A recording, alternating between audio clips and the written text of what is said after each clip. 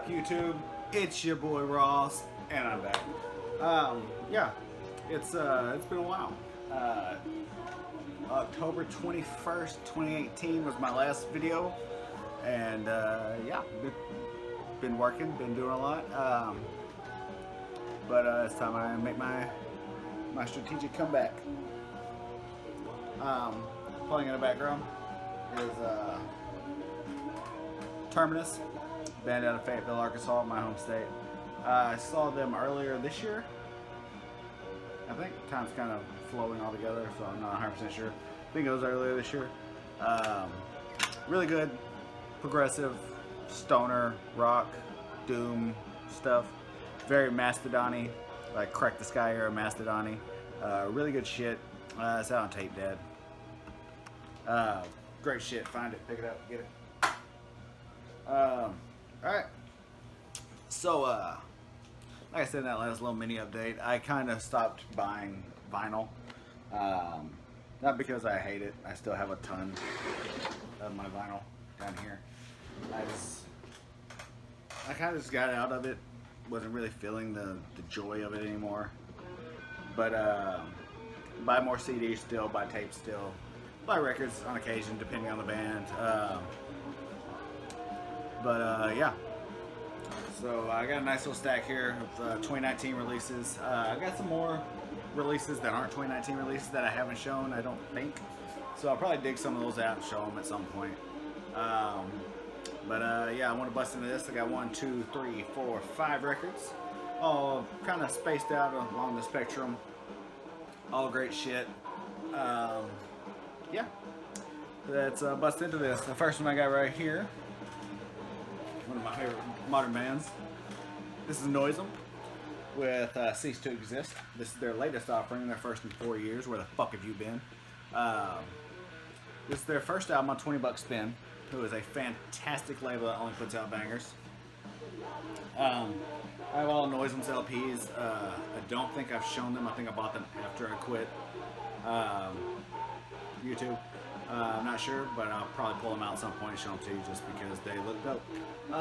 Like I said, first for 20 Buck Spin. Previously, they were on A389 Records. Rest in peace, one of my favorite labels of all time. I think I've done spotlights on them numerous times with my 7 inches. But yeah, Maryland, Death Thrash, just like I said, some of my favorites doing in the game. Some of my favorite material they've ever done. Track 5, Filth and Style, straight up grindcore, just pummeling, beat down shit.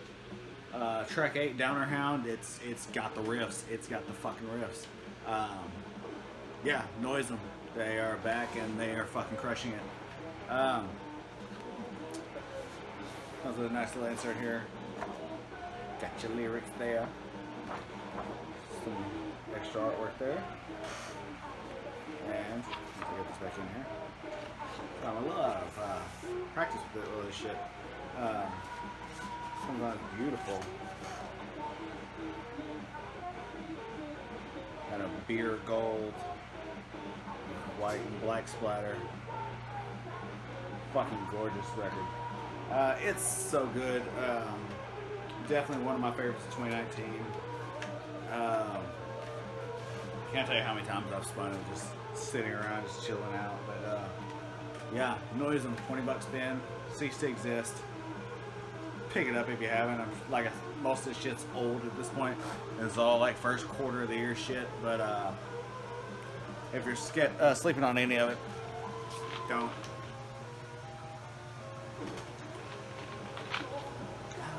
To the wire. Next up, another fucking Barnburner.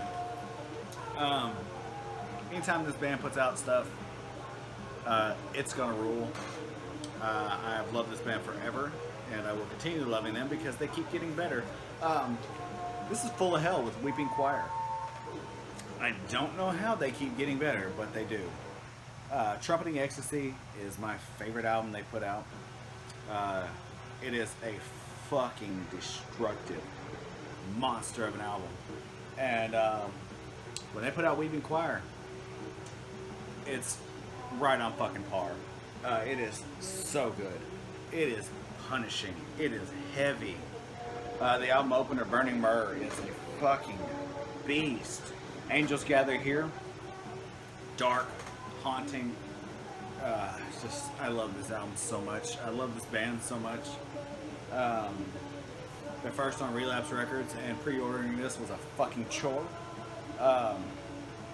Because, as you know, anytime Full of Hell pre-orders go up, same thing happened with Trumpeting Ecstasy. Everybody and their mama jumps on these motherfuckers. So, Relapse's website crashed twice on me while I was at work trying to pre-order the album. Could have lost my job. But, Full of Hell. On Trumpeting Ecstasy, I did not end up getting the variant I wanted. Ended up with the Blue Ruin, the clear with the big blue blob in the center. It looks dope, but it wasn't the one I wanted.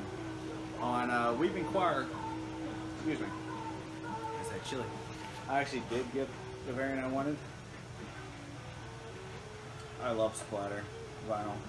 And I love it when it's that smoky clear with a nice fucking black gray splatter. This album just, it's a fucking punch in the face. It's not something to sleep on. I'm sure most of you haven't slept on it. I've slept on telling you about it. But I'm in love with Full of Hell, as always. And definitely some of their best work to date. Right up there with Trumpeting Ecstasy for me. And it destroys. So, yeah. Angels, like I said, Angels Gather Here, Burning Myrrh, Downward. What was the other song that I really? Armory of Obsidian Glass. It's a fucking beast. Like I said, I'm sure most of you are already upon this, but didn't hurt to reinforce it, right? So that's that. That's number 2. Next up is another fucking death metal banger. This is an album that I was super excited for because they're a band that I love and have loved. This is Venom Prison with Samsara. Samsara. I think it's Samsara. The first thing about Venom Prison is their artwork is always fucking gorgeous. I mean, it's always so good. This is a UK-based death metal band. If you don't know Venom Prison, their vocalist Larissa is one of my favorite current vocalists because her voice is so, I can't even think of the right adjective to describe her voice. It's punishing and it's destructive. These are all words I've already used in this video. She's got a phenomenal voice. I'm just leaving it at that. This is their sophomore LP. Their album Animus came out in 2016, so it's been 3 years since we got a new Venom Prison album. It's heavy, it's riffy as all fuck, powerful. It's another band that never really disappoints. There's the band there. There's Larissa there in the center. It's so good. Prosthetic Records, who is crushing it this year. We got another prosthetic release coming up next. And there's a couple that I have not picked up yet because I've been lazy and going through some shit. Simple white vinyl. Another thing I really love is white vinyl. It's just something that's always been cool to me. Yeah. Venom Prison. Samsara. Favorite tracks. Uterine Industrialization is great. Self-inflicted violence. I can't speak. Sadistic Rituals. Uterine Industrialization I think is my favorite. Sorry, my allergies are killing me today. That's where it's at. Venom Prison. On top of their shit. Love it.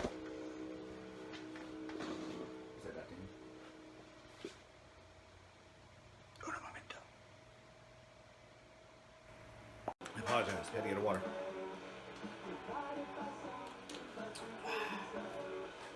Alright, where were we?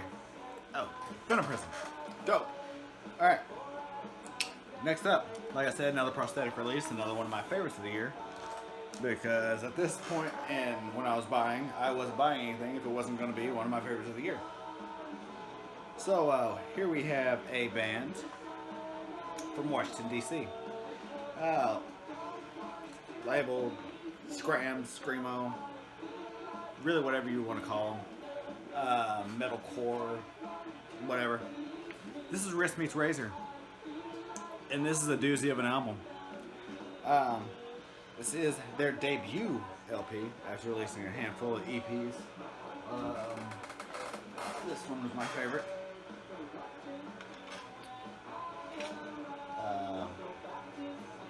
I talked to God. Sorry, I forgot the name of the fucking EP. This is my favorite EP that they released.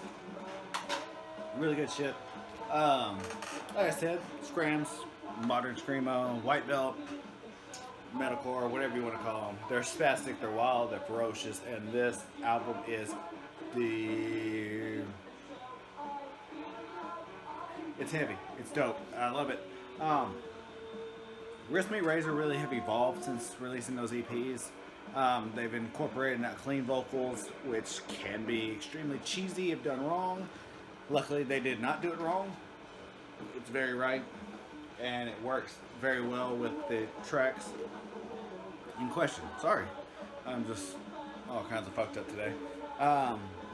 Love this band, love this album. XOXO, Love Letter from a Loaded Gun. Probably my favorite track on here. Goodbye Sweet Betty. No More Blue Tomorrows. Every song front to back is so good. I love the artwork on here. Gorgeous. Very reminiscent of that Big Short artwork.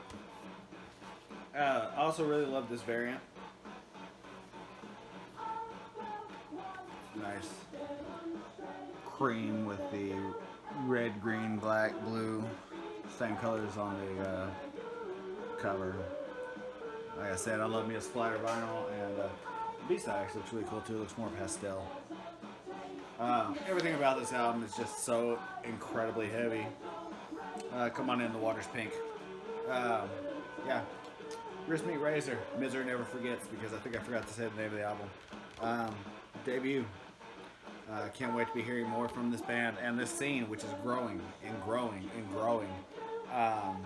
See, Space Cowboy have released an EP and an album this year, or not an EP, a compilation and an album. All these modern Scram Screamo bands are just blowing the fuck up, and I'm really happy for them. But yeah, that's Wrist Meets Razor with Misery Never Forgets. And then we got one more. Sorry, I bounced the camera. And the next one's not metal at all.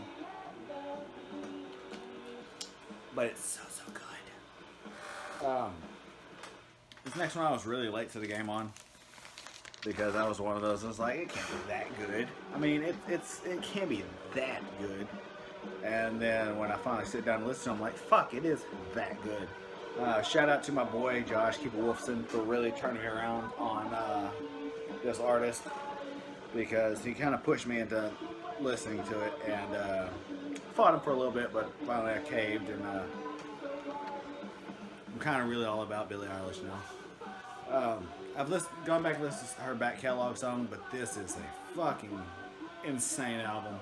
Her range and the different styles of music that she incorporates on this album. When we all fall asleep, where do we go? Wow.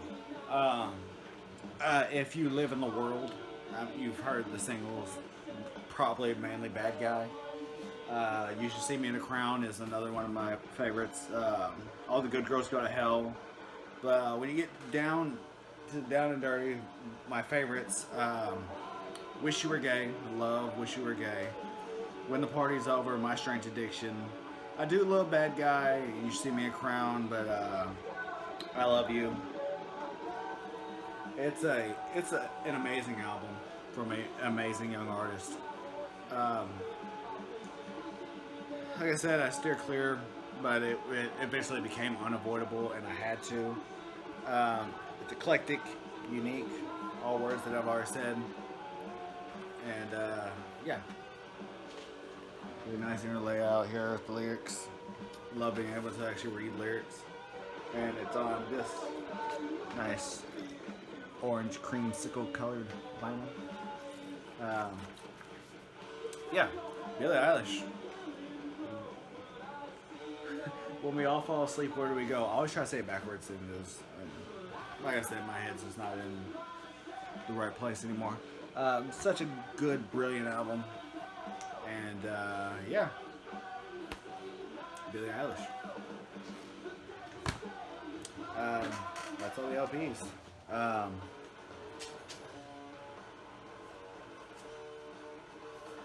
show you one. Show you 1/7 before I go, just because it's pretty cool. Last Christmas, Sony released the Spider-Man Into the Spider-Verse animated film.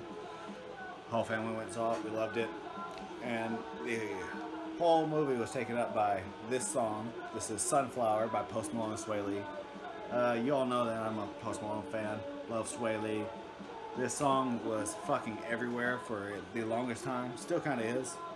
Especially with the recent release of Post Malone's new album, Hollywood's Bleeding.